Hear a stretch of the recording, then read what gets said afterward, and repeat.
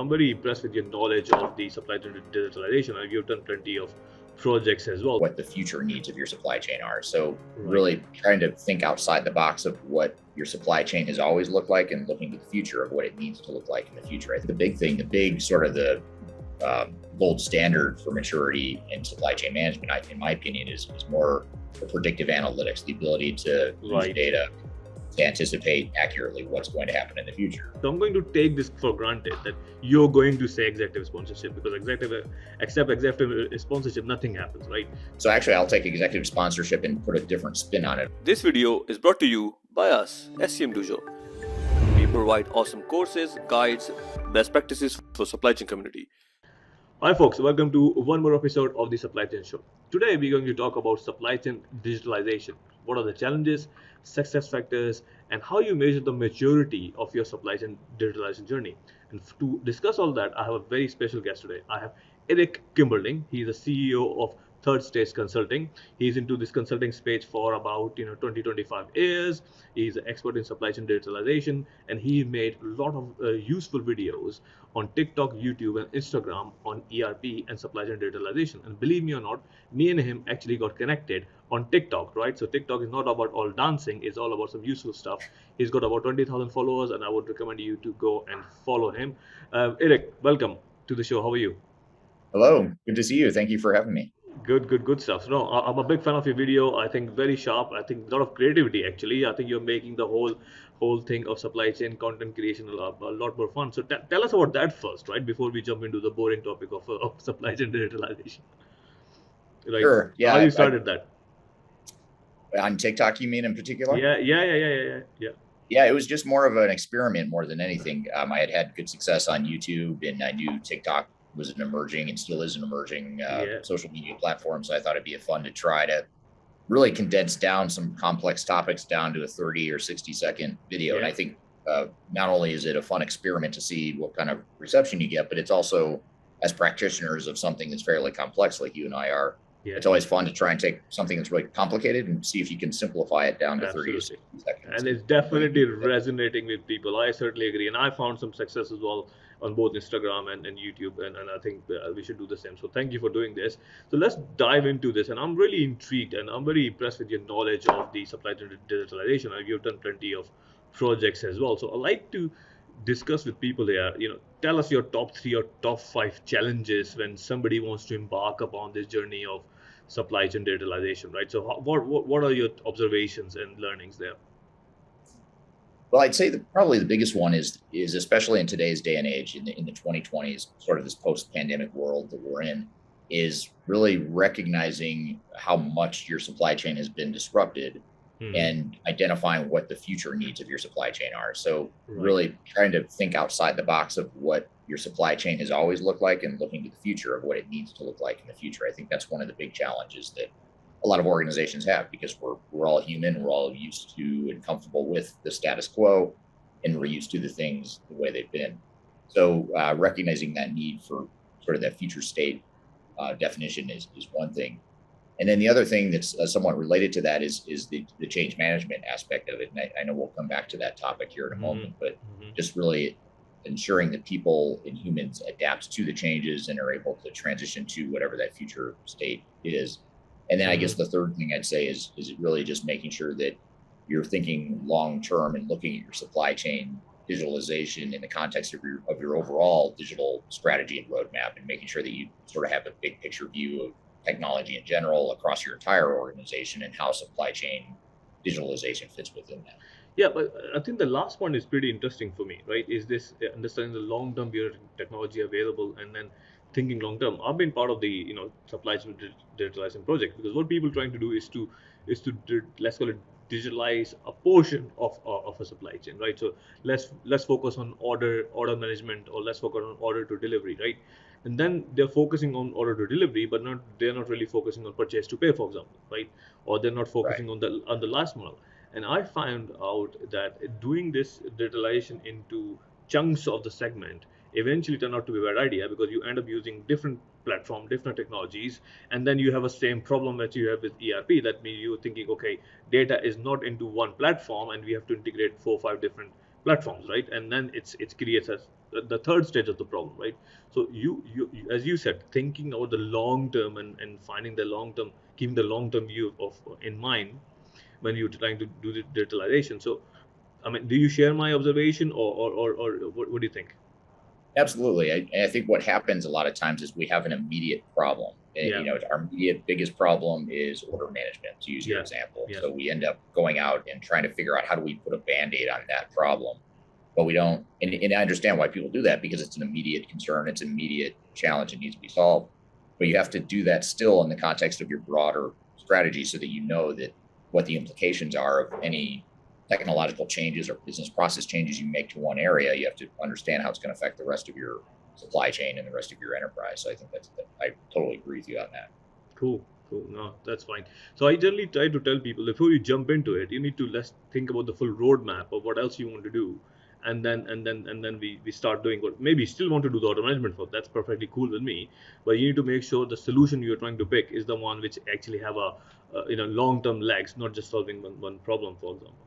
Okay, Right. so with that said, now let's move into the success factors, right? So success factor means, look, okay, for example, we hired you as a consultant or an advisor, right? So what are the top 3 to 5 things again you're going to say, okay, these are the must have to make this the journey successful. Okay, let me give you one which I'm a management student myself. I do a lot of research on all management methodologies. Call it Lean Six Sigma, call it supply development, call it whatever.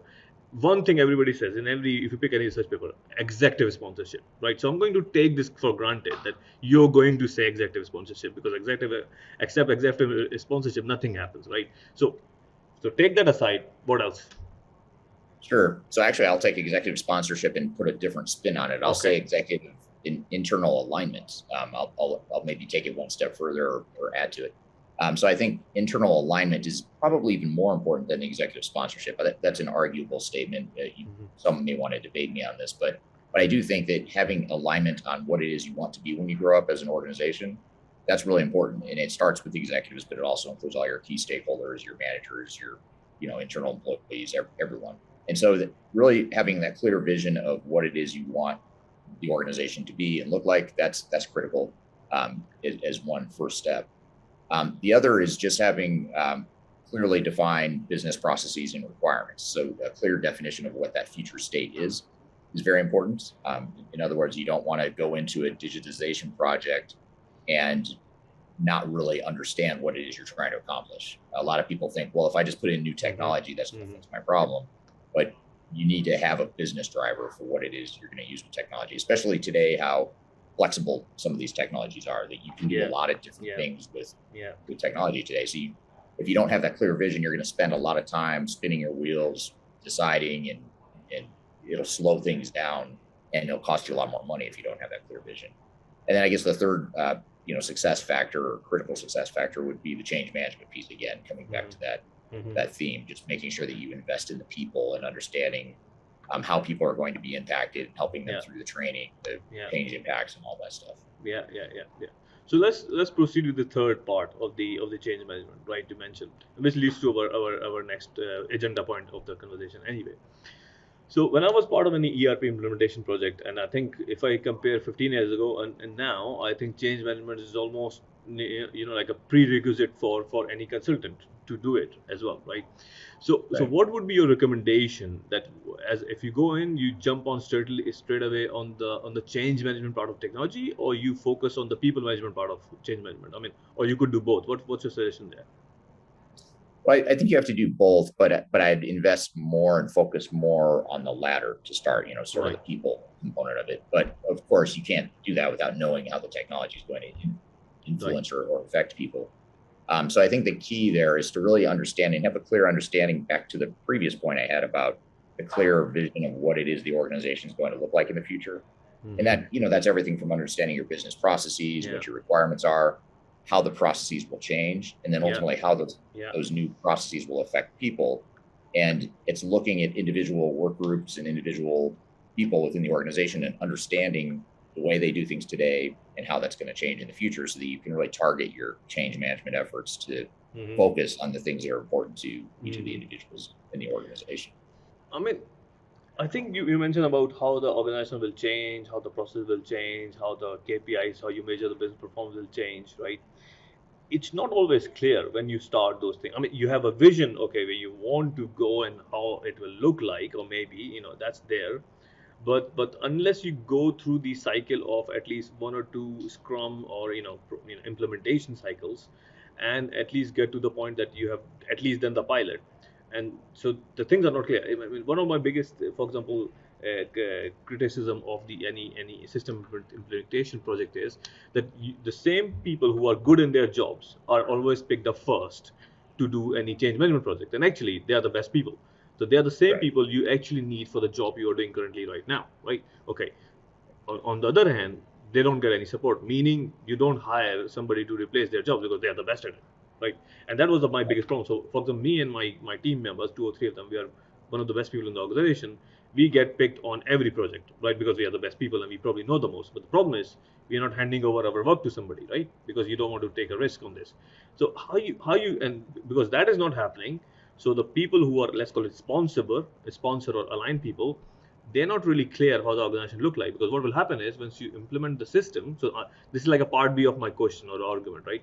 So once you implement something, going through the pain of it, then the job role has changed, right? So the way you used to do things before is not the way after.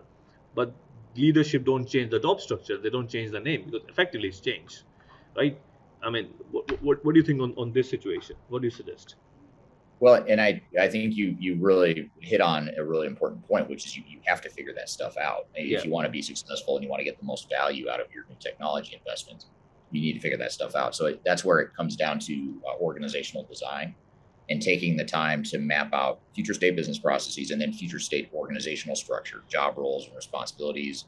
If you have to change job description, what does that look like? If you're a unionized environment where you have union involvement, then you need to work with the union to figure out. You can't just change people's jobs overnight in a union environment. You need to work with unions to negotiate that process. So those yeah, are all the things that you have to do. And if you can imagine all the different changes to people's jobs that if you don't figure that out and you just put in new technology, that's where the adoption challenges start. absolutely, absolutely. No, that's correct. That's correct.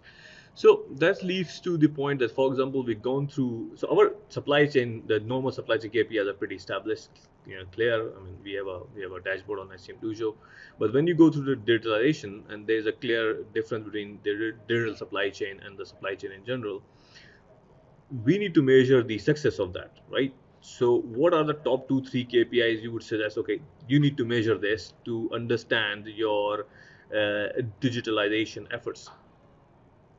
Sure. So I guess to start, I mean, if you look at the digitalization in general and sort of measuring the digitalization initiative, you certainly want to finish the project on time and on budget. Those are probably the most common Yeah, metrics that are used. yeah, But then you also want to look at things like what is the operational impact of our project? Because a lot of times organizations will try to minimize their implementation or yeah, their technology implementation cost and yeah, time. But then what it does is, even if you meet that budget, then what it does is it just mm-hmm, shifts the cost and the mm-hmm, risk back to your operations, because now mm-hmm, you've sort of rushed a project or you've mm-hmm, cut some corners in the spirit of cutting mm-hmm. cost of implementation. But then um, that can create operational disruption. And if you think about disruptions to a supply chain and what kind of impact that has on your business, and most organizations are already experiencing enough disruption to their supply chain as it is. They don't need Sure.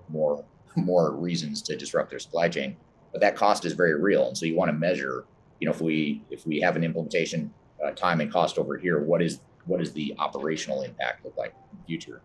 So Yeah, that's more of the sort of the short term defensive metrics, I would say. But more importantly, once you get past that, then you need to look at the business value. What kind yeah, of business value are we going to get out of this investment? yeah.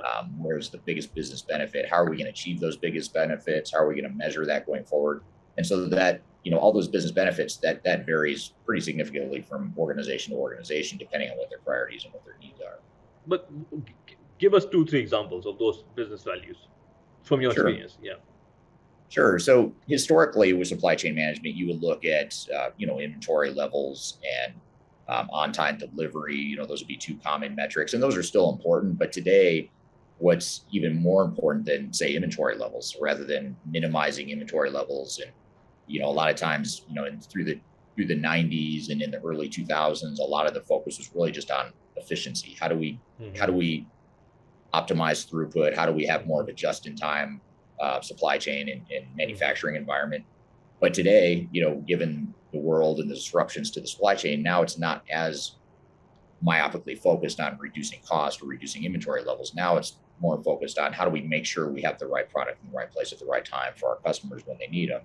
And that's a lot different. It's a subtle difference, but it's very important because now you tend to look at, what's our on-time delivery and what's our, what's our order fulfillment. Lead time, order fulfillment rates, all that stuff. Exactly. I mean, if you see any classical book of operations management, they talk about cost, quality, and delivery, right? And I say Amazon has changed this equation into 4 variables: which is cost, quality, delivery, and lead time, right? People are happy to pay more money for faster delivery lead times, right? So that's an important aspect of, and everybody wants to do it faster. Everybody wants it now, and that's pretty normal. That leads to the last part of the conversation, right? So I'm sure the efforts and the focus on supply chain digitalization and technologies are available. It will happen, maybe not as fast as you and me wanted, but it will happen, right? So how organization should measure the maturity effort, right? So there is a historical matrices or assessments available where you measure your supply chain maturity, right? Your process maturity, shall say, your procurement processes, your inventory processes, demand planning, your master data, whatever. So there's a matrix is available where, as a consultant, we know that you can measure that you are onto a beginner, or you are into mid-level, or into high level. For example, I have a assessment on SNOP, which is pretty nice. So when I'm thinking about this process, change because of the digitalization, and I'm always thinking, critically, okay, how I'm going to measure the maturity of that. I know it's a bit research oriented question, but I think we need to start thinking on those directions now. Yeah, absolutely. So that's where you start to look at things like the integration of business processes, the integration of data, the visibility to processes into data. Right. And also, I think the big sort of the gold standard for maturity in supply chain management, in my opinion, is more the predictive analytics, the ability to use data to anticipate accurately what's going to happen in the future. And that's something that I think a lot of organizations are realizing today in the 2020s, that they didn't have that. In a very stable, predictable supply chain environment, it's not as important because you kind of know that based on history is going to repeat itself, and that's how your supply chain is going to operate. But what we're finding today is this isn't based on history. History is changing. The future of what we need now and in the future is changing. So we really have to, the better we can use data and anticipate customer demand, anticipate supplier issues, or identify risks in our supply chain where we don't have a diverse enough base of suppliers for procurement purposes, things like that. That's where data and analytics and predictive analytics in particular, I think, is very important for supply chain. Right. I'm hearing this word called predictive analytics for a long time, like 2-3 years. Maybe I'm not hanging around with the right people, but honestly speaking, I have not really seen a good example where a predictive analytics has been used. Or maybe I would blame COVID at the same time, because by the time it makes it difficult for all of us, right? So do you have any good example which you can say very specifically, okay, that was the supply chain, and that was a data structure, and that was a good application of the predictive analytics? Maybe you can share. Yeah. So just a couple examples. One is that, we see organizations that'll use their data to identify, just as a real simple example. They would identify where there's a risk in their supplier base. So for example, you have a core component that's critical to, let's just say 80% of your revenue. Mm-hmm. This core component or raw material is really important, and you only have one supplier in an offshore environment, in a different continent to where you're based. Mm-hmm. That's a supply chain risk that predictive analytics can help you anticipate and say, look, red flag right here. You've got X% of your throughput coming from this one supplier, or X% of your supply chain is dependent on this one supplier. You should probably diversify that. So at the very least, you have backups, or you maybe diversify your procurement efforts so that you aren't so dependent on one supplier. That's one example. Another example that's maybe taking a step further is not just looking at something as simple as, do we have enough supplier diversity for high volume or critical raw materials, but also looking at third-party data to understand where are the potential impacts to our global supply chain. So for example, This is probably a really easy, obvious one, but if you had suppliers in Ukraine or Russia, those are two areas where you want data to say, red alert, I've got a supplier over here that's affected by a war or a geopolitical dynamic that might put my supply chain at risk. So let's figure out ways that we can diversify or, look at other supplier bases. So it's things like that, and really analyzing and dissecting the data and the throughput of your entire supply chain to identify those risks and anticipate what could be a risk in the future. Could be a risk. That's a great example. Eric, it's been pleasure. I mean, your experience is clearly very visible to all of us. I think great conversation. I think it's a very complex topic. We've gone through pretty quickly because I think we want to keep our conversation short and sweet, giving some quick tips to people, starting from the challenges as Eric explained, from the identifying the processes, future organization, buying internal alignment you mentioned. Then you mentioned the success factors, which is the implementation and the going through the change management process, and a very good example of maturity and the KPIs you mentioned. So great conversation. Give us some high level tips, and I'm sure you are available to help people out more wherever possible. So I'm going to give links to Eric's social media profile in the description when we post the video. So go and check Eric's YouTube video channel. The link will be in there, and his TikTok videos, and I'm sure you can contact Eric through those. Eric, anything? Any other way people want to be contacted with? Maybe you can share some other information how people can find you. Sure. Our website is Third Stage, THIRD stage-consulting.com. And if you look up my name, Eric Kimberling, on LinkedIn, TikTok, YouTube, you'll find me on all those platforms. That's pretty cool. That's pretty cool. Right. So Eric, thank you for joining the show. It's been a pleasure having you. Right. And hope you like the conversation. Yeah, absolutely. Thanks for having me. Cool. Right. So guys, as usual, subscribe to the channel, and we'll come back to you with a better episode. Keep it simple. Keep it real. Ciao. Take care. Bye.